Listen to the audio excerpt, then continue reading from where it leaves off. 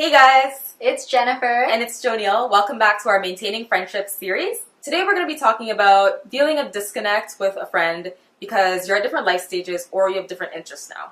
Right now, I have a friend that back in high school we were best friends. We had the same courses, we had the same friends. There's always something to talk about, something to experience together because we were in the exact same life stages of high school. But when we went to university, we met new friends and we started drifting and we didn't even realize we were drifting.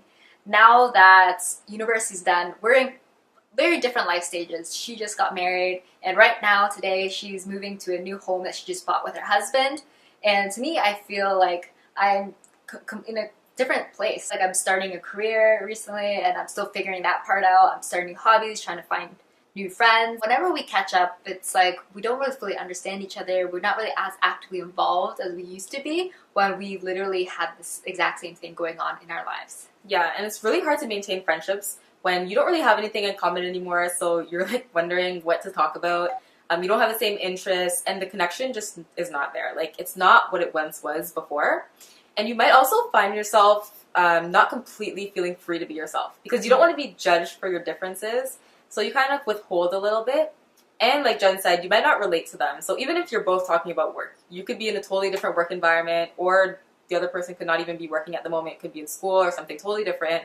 So you just don't feel like you're on the same wavelength or that you understand each other, and you just feel like the friendship is not working. We discussed this a lot. Like, we were like really stumped, and everything that we thought of just didn't resonate with me. I'm like, nope, doesn't work. Like, I think it was because I was so hung up on the fact that I was so different from my friend now. But we're not the same anymore. Like, we don't share the same things in common anymore. Like, we have different interests now. Because I was so caught up on that, I found it really hard to like find something that made me feel better about the situation.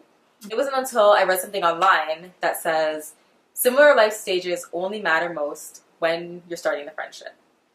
Yeah, those similarities that you once shared, that's only what brought you together to be friends from the beginning.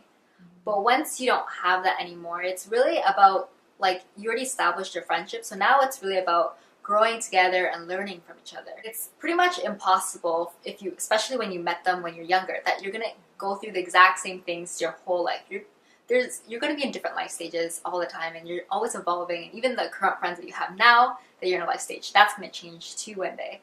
Those friends that bring differences now, it's like they're bringing something unique to the table that you don't have.